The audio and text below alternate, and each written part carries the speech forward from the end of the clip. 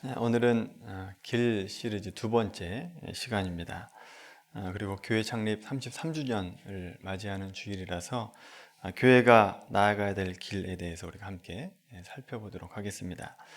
에베소서 말씀인데, 에베소서 앞에 있는 말씀을 이제 보시면 우리가 그리스도 안에서 구원을 받은 것과 또 부름받음 이후에 하나님께서 우리를 향하여 계신 그 계획과 또 축복이 얼마나 오랫동안 준비되었는가라고 하는 것에 대해서 말씀해 주고 있습니다. 그래서 우리의 구원은 우연히 된 것이 아니다, 하나님의 계획 속에서 구원받은 것이다 라고 하는 것을 말씀하고 해주고 있습니다.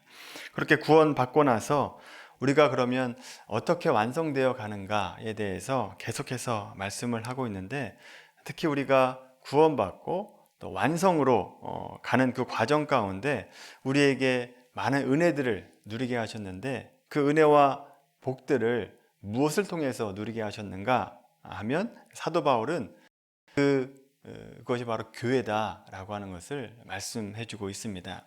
그러니까 교회를 통해서 하나님의 은혜와 복들을 누리고 또 우리가 구원받은 사람에서 완성되는 상태로 가게 되어 있다라고 하는 것을 에베소서에서 말씀해 줍니다.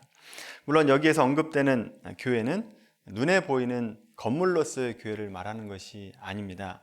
예수를 믿는 자들, 믿음을 가진 자들이 곧 교회고, 또 그리스도 안에서 하나가 되어서 각자 할 일이 있고 또 서로의 도움이 되고 서로의 이익이 되도록 함께 공동체로 만들어진 이 공동체 자체가 교회다라고 하는 것을 말씀합니다. 자, 하나님께서 이렇게 예수 그리스도를 머리로 해서 한 공동체로 모이게 하셔서 세상이 누릴 수 없는 은혜와 복들을 이 교회 안에서 누리게 하셨는데, 이것이 언제부터 된 것이냐?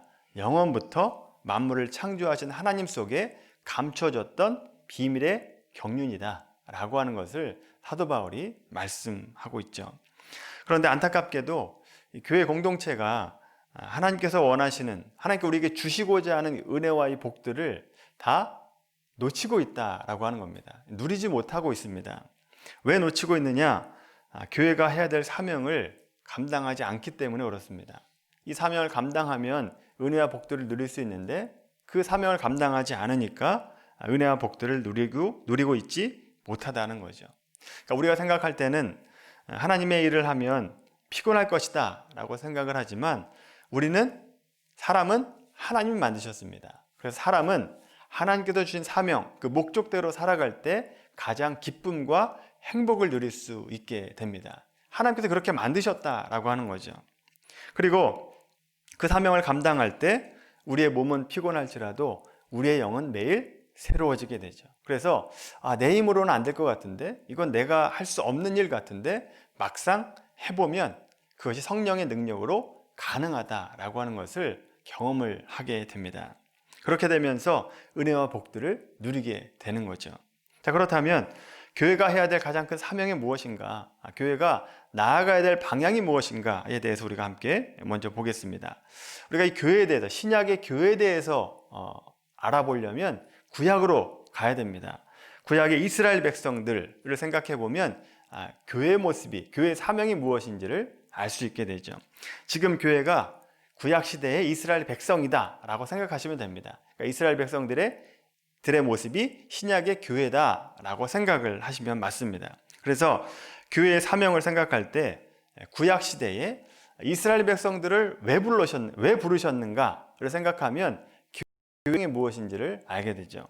자, 그러면 교회의 사명, 이스라엘 백성들을 왜 부르셨는가를 알아보려면 우리가 아브라함부터 생각을 해야 됩니다. 그런데 우리가 아브라함, 이스라엘 백성들을 생각할 때 어떤 마음이 드는가 하면, 이방인 우리로서 왜 구약의 이스라엘 백성들만 선택하시고 부르셨는가, 이렇게 좀 마음이 불편한 마음을 갖게 됩니다. 왜 특별히 한 민족을 특별 대접해서 나머지는 홀대하시는 것처럼 그렇게 만드시는가 하는 생각을 하게 되죠. 그러나 하나님께서 이스라엘을 부르신 것은 어떤 특별하게 대우해서 부르신 겁니다. 이스라엘은 한 학급의 반장이다라고 생각하시면 됩니다. 반장.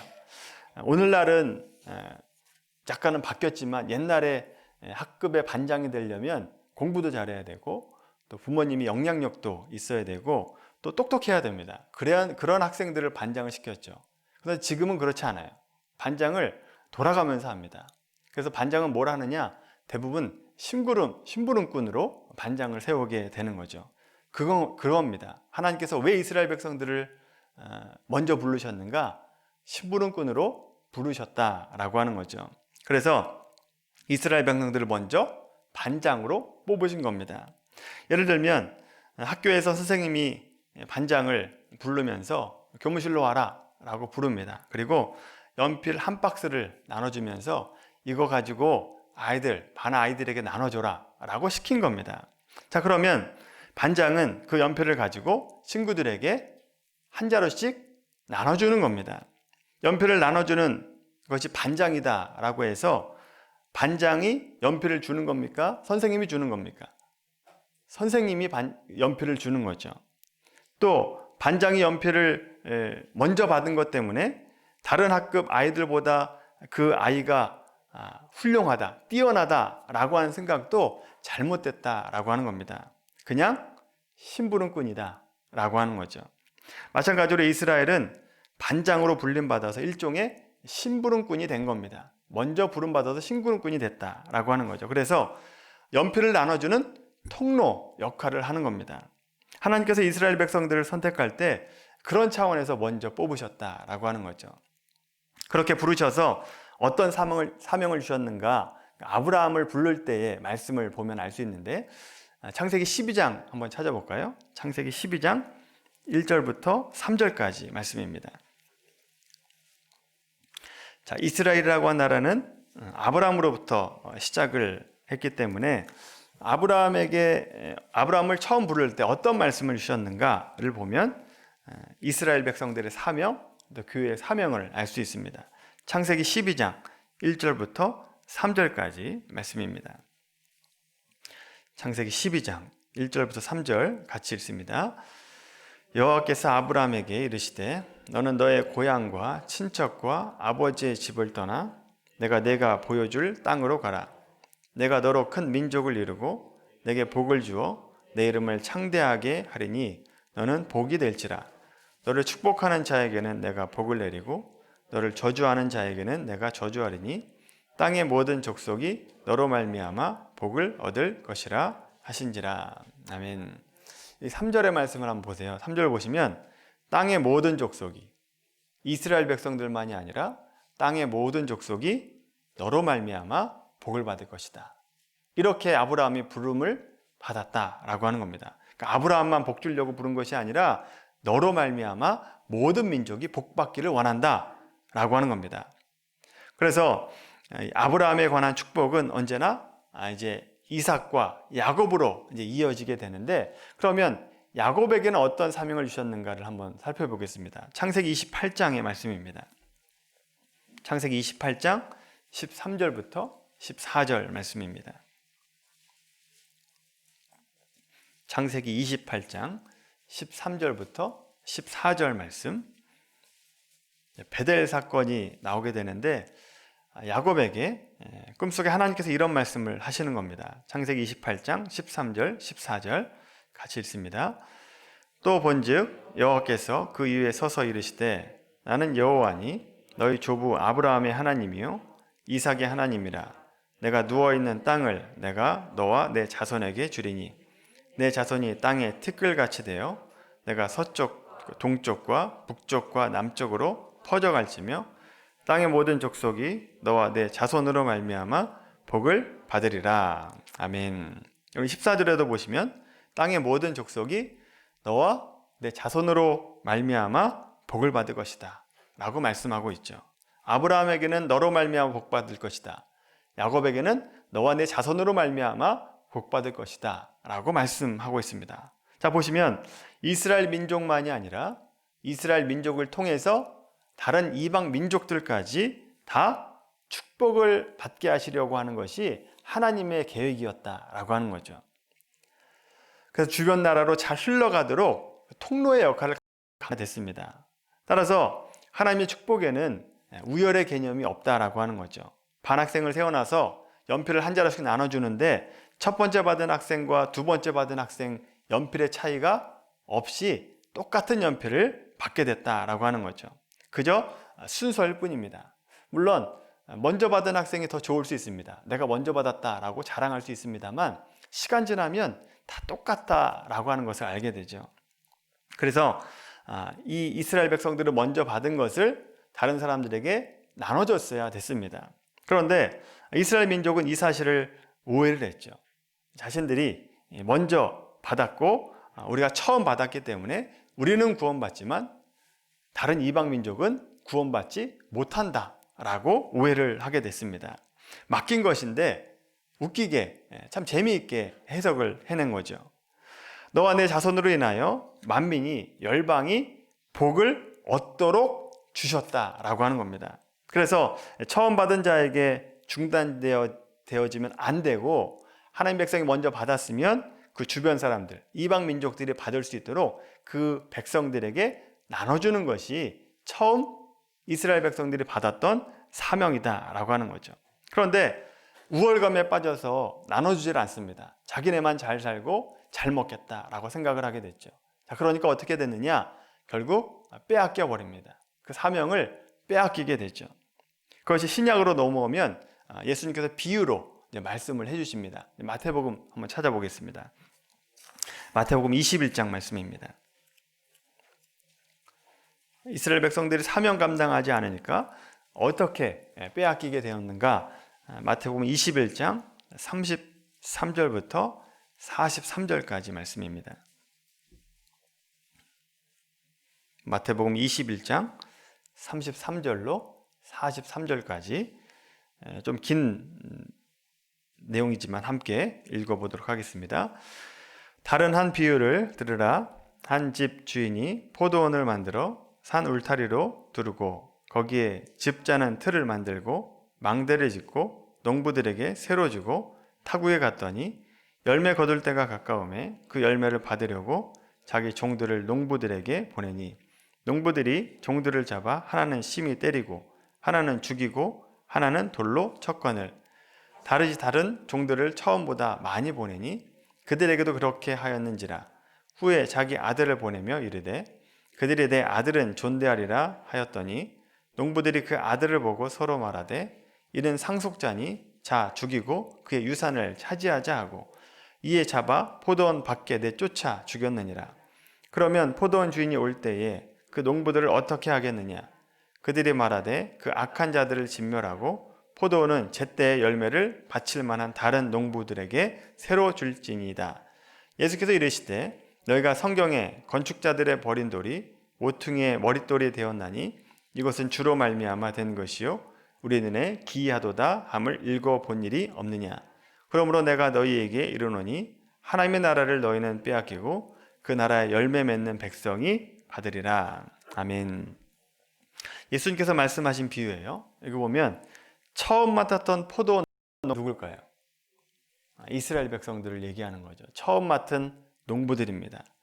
그런데 이스라엘 백성들이 포도원을 맡은 자로서 잘 농사를 짓고 그 열매를 거둬서 마땅히 주인에게 드려야 되는데 드리질 않습니다. 그 일꾼들을 보내는 족족 다 죽이죠. 아들까지 죽이게 됩니다. 그래서 주인에게 열매를 드리지 않고 오직 자기들만 잘 먹고 잘 살려고 했다라고 하는 거죠. 자, 이렇게 마땅히 해야 될 사명을 감당하지 않으니까 이스라엘은 그것을 빼앗기고 누구한테 줘야 되느냐? 41절에 보시면 제때 열매를 바칠 만한 농부들에게 맡겨졌다라고 말씀하고 있죠. 제때에 열매를 바칠 만한 농부들. 신약으로 오면 누구를 얘기하는 거죠? 교회에 줬다라고 하는 겁니다. 교회에 주었다. 여기서 이스라엘 백성들은 무엇을 안 드렸는가? 열매를 안 드렸다라고 되어 있는데 이 비유에서 열매라고 하는 것은 영적인 열매를 얘기하는 거죠. 이스라엘 백성들을 맡은 사명을 감당하면서 영적인 열매들, 믿지 않는 민족들에게 복음을 전해서 믿는 사람들로 만들어내는 그 열매를 맺어야 되는데 그 열매를 드리지 않게 되죠.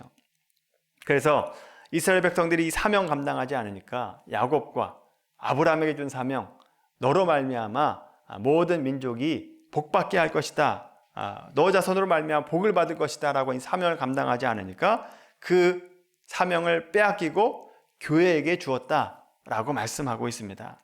그래서 이 신약의 교회가 이제 아브라함에게 주신 그 사명을 그대로 받게 됩니다. 자, 그대로 받게 되는데 조금 달라지죠. 사명의 내용이 조금 달라집니다. 그 내용을 좀 이따가 이제 보시면 알게 되는데, 자, 그런데 여러분, 만약에 교회가 이 사명을 감당하지 않게 되면 어떻게 되는가라고 하는 겁니다. 교회가 사명을 감당하지 않으면 어떻게 되는가? 구약에 보면 전례가 있죠. 이스라엘 백성들, 그 이스라엘 백성들이 하나의 예가 되고 조금 더 올라가면 아담과 하와가 그 예가 됩니다. 자, 아담과 하와를 먼저 보시면 창세기 1장 28절의 말씀과 같이 하나님께서 복을 주시면서 생육하고 번성하여 땅에 충만하라 라고 말씀합니다. 자, 그런데 아담과 하와가 죄로 인해서 전 인류가 지금까지 제약된 세상에서 죄인으로 출생하는 비극을 낳게 됩니다. 아담과 하와로 인해서 모든 사람이 고통을 받게 되죠. 자, 그래서 이 아담과 하와가 죄를 지으면서 어떤 일을 당했느냐? 창세기 3장 16절, 17절의 말씀을 보시면 에덴 동산에서 쫓겨나게 되죠. 쫓겨나게 되고 남자는 이 열심히 일을 해야 먹고 살 수 있을 고통을, 노동의 고통을 얻게 되고 여자는 임신하는 고통을 받게 됩니다. 그런 삶을 평생 살아야 됐다라고 하는 거죠. 하나님께서 주신 사명을 감당하지 않았기 때문에 이런 순종하지 않는 대가를 치러야 됐다라고 하는 겁니다. 자, 이스라엘 백성들은 어떻게 되었는가? 아브라함으로부터 시작해서 이삭과 야곱으로 이어지게 됩니다. 그래서 야곱과 12아들이 애굽으로 내려가게 되죠. 거기서 살다가 출애굽해서 광야 생활을 하게 되고 광야 생활을 지나고 이제 가나안 땅으로 들어가게 됩니다. 가나안을 정복하게 되죠. 그래서 하나님께서 주권을 가진 나라 그리고 백성들을 완성해 주셨고 영토까지 주셨습니다. 왜 주셨느냐? 사명 감당하러 주신 겁니다. 사명 감당하라고. 너희들만 잘 먹고 잘 살라고 주신 것이 아니라 사명 감당하라고 그 땅을, 백성을 완성해 주셨다라고 하는 겁니다. 그래서 하나님이 왕이다 라고 하는 것을 삶으로 증명을 해내야 되고 또 이방 사람들에게 하나님을 전하는 사명을 받았다라고 하는 거죠. 그런데 이스라엘 백성들이 어떻게 살았느냐? 늘 자기 욕심대로 살았습니다. 그리고 우상 숭배하면서 살아가게 되죠. 자, 그러니까 하나님께서 어떻게 하셨는가? 그 사명을 감당하지 않으니까 우리 구약 역사에서도 보듯이 북이스라엘은 아수르에서 멸망당하게 하시고 남유다는 바벨론에 의해서 멸망당하게 하셨다라고 하는 거죠. 그리고 그 이후에도 보면 19세기 중반까지 전 세계에 유리하는 백성, 방황하는 백성이 됩니다. 이뿐만이 아니라 나치 독일에 의해서 고통받는 민족이 되죠. 왜 이렇게 되었는가? 왜 유대인이 이렇게 고생하고 있는가? 이들이 사명 감당하지 않았기 때문이고 또 한편으로는 예수님을 십자가에 못 박아 죽인 죄 때문에 그렇습니다. 이 유대인들이 예수님을 십자가에 못 박아 죽일 때 뭐라고 얘기했느냐? 이 죄를 우리와 우리 자손들에게 돌리십시오 라고 얘기를 합니다. 그 죄를 받고 있는 거죠. 유대인들이 지금 받고 있다라고 하는 겁니다. 자, 보시면 아담과 하와 그리고 이스라엘 백성들이 하나님께서 주신 사명을 감당하지 못할 때 가지고 있는 터전을 잃어버립니다. 그리고 모두 고난을 당하고 어려움을 당했다라고 하는 거죠. 자, 이제 아브라함과 야곱에게 주었던 그 사명이 교회가 받았다라고 말씀을 드렸습니다. 자, 그러면 교회에게 주신 사명은 무엇인가? 마태복음 28장 18절부터 20절까지 말씀입니다. 한번 찾아보겠습니다.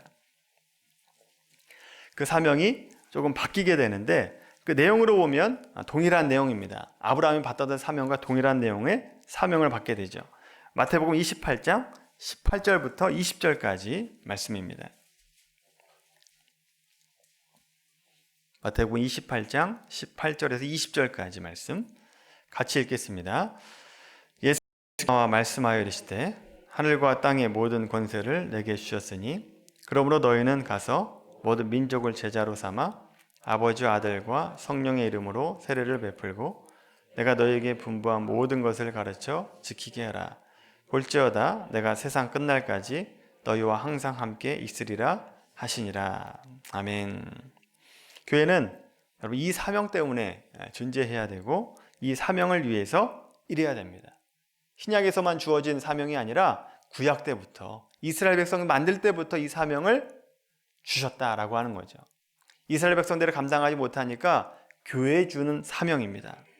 여러분, 이 사명은 사실 사명이기 전에 특권입니다. 하나님의 백성들만 할 수 있는 일이다라고 하는 거죠. 근데 이 특권인 줄 알고 우리의 사명을 감당하는 자가 돼야 됩니다.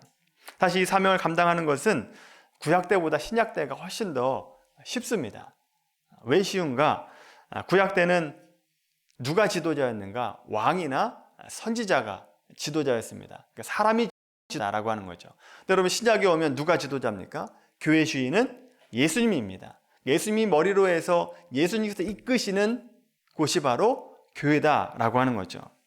그래서 구약 때보다 훨씬 더 힘이 강력하고 완벽한 공동체를 가지고 있습니다.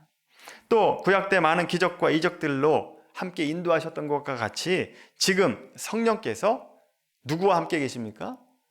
우리와 함께 계십니다. 우리와 함께 계시면서 갖가지 은사와 기적들을 베풀어 주시고 또 우리가 가지고 있는 성경, 기록된 말씀을 가지고 하나님의 뜻이 무엇인가를 분명히 알게 해주셨다라고 하는 거죠.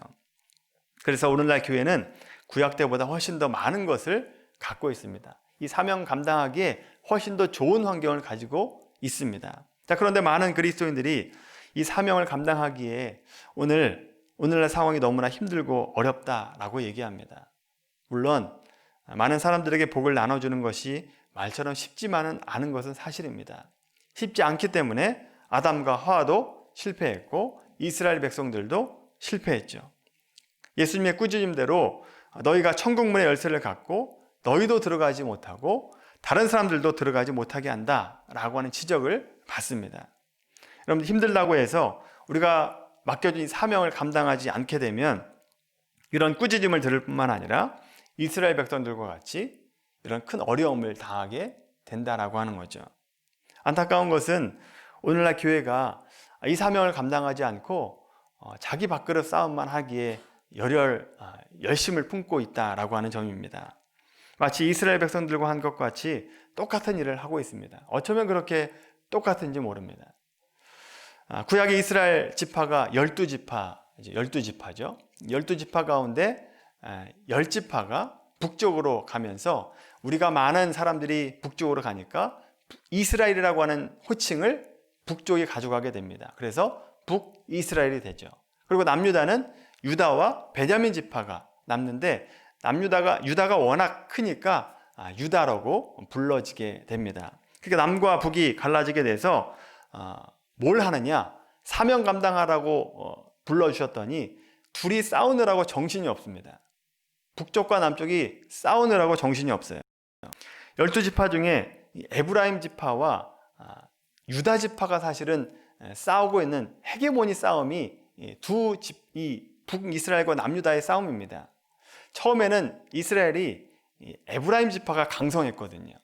그래서 에브라임 지파 위주로 이스라엘 백성들의 역사가 이끌어오다가 남유다가 강성해집니다. 그러니까 에브라임 지파에서 속이 뒤집히는 겁니다.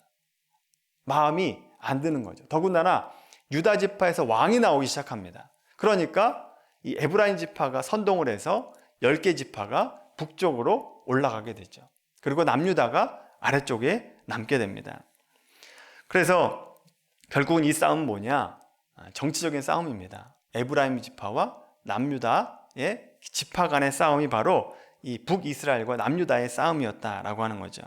사명 감당하라고 만든 이스라엘 민족인데 사명을 감당하지 않고 서로 정치적인 이유에서 싸우고 있었다라고 하는 거죠. 여러분, 우리는 이런 전철을 밟으면 안 됩니다. 교회는 이런 전철을 밟으면 안 된다라고 하는 거죠. 이렇게 되지 않으려면 오늘날 교회는 사명으로 움직이는 교회가 되어야 됩니다. 다른 목적이 아니라 이 사명 때문에 목숨 거는 곳이 교회가 되어야 된다라고 하는 겁니다.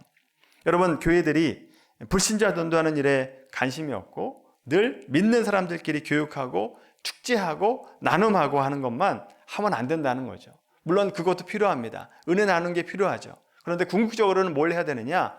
믿지 않는 불신자들에게 복음 전하는 일, 그것을 최고의 사명으로 알고 감당하는 곳이 돼야 된다라고 하는 겁니다. 여러분, 만약에 오늘날 교회가 이 사명 감당하지 않으면 어떻게 하실까요? 어떻게 하실까요? 하나님께서. 어떤 교회가 있는데 사명을 감당하지 않아요. 그럼 어떻게 하실까요? 하나님께서 간판 내리십니다. 교회라고 하는 간판을 내려버리신다라고 하는 거죠. 교회를 망하게 하십니다. 설마 그렇게 하시겠습니까? 라고 생각을 하시겠지만 한 말씀을 한번 찾아볼까요? 어떻게 하시나? 로마서 11장 한번 찾아보겠습니다. 로마서 11장 17절부터 22절까지입니다.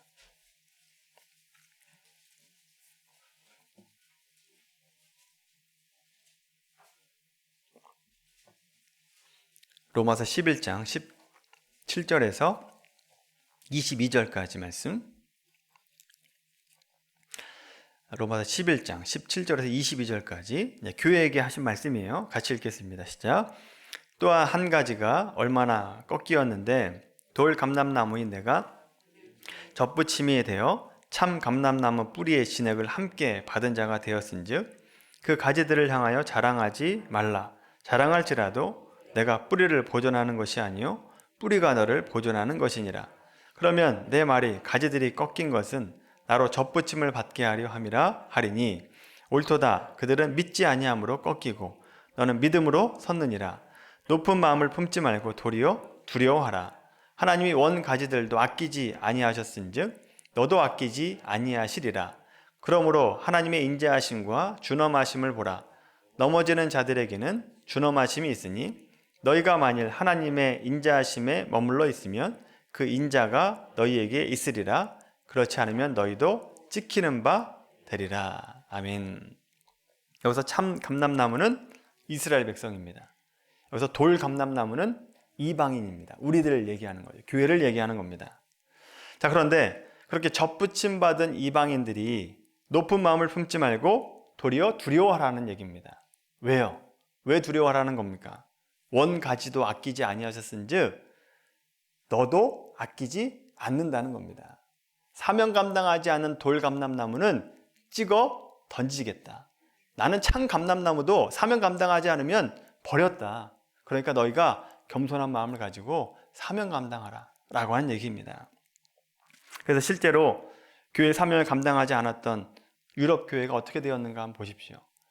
사명 감당하지 않으니까 그 교회가 무너지게 됩니다. 여러분, 유럽은 종교개혁이 일어났던 곳입니다. 500년 전에 종교개혁이 일어났던 곳이에요. 기독교가 왕성했던 곳입니다. 그런데 사명 감당하지 않으니까, 영혼 구원하는 일을 하지 않으니까 사람들의 구경거리가 되는 박물관 교회가 되어버렸다라고 하는 겁니다. 거기를 그냥 구경하는 곳이 됩니다. 예배하는 곳이 아니라. 결국 그 교회가 다른 종교에 팔리는, 이슬람에게 팔리는 그런 수치를 당하게 되죠. 따라서 여러분, 영혼 구원하는 일은 교회가 반드시 가야 되는 길입니다. 이것은 옵션이 아니라 교회의 사명이에요. 필수적인 사명이다라고 하는 겁니다. 해도 되고 안 해도가 아니라 반드시 해야 되는 일이다라고 하는 겁니다. 여러분, 우리 미랄교회가 33주년을 맞았습니다. 지금까지 하나님께서 인도함 받았고 또 사명 감당하는 일을 했습니다. 근데 앞으로 더욱더 뜨겁게 이 사명 붙잡아야 됩니다. 붙잡지 않으면 쳐내십니다. 여러분, 이 쳐냄을 받지 않으려면 사명 붙들고 살아가야 된다라고 하는 거죠. 우리 성도들, 미랄교회 성도들 모두, 또 우리 미랄교회가 이 사명 붙들고 나아가는 교회가 되길 바랍니다. 하나님께서 역사하시는 교회가 되길 바랍니다. 그래서 하나님께서 뜨겁게 이 교회를 통해서 일하시고 많은 영혼들이 구원받는 그 은혜가 이 교회 가운데 축복이 있는 교회가 되기를 예수님의 이름으로 간절히 축원합니다.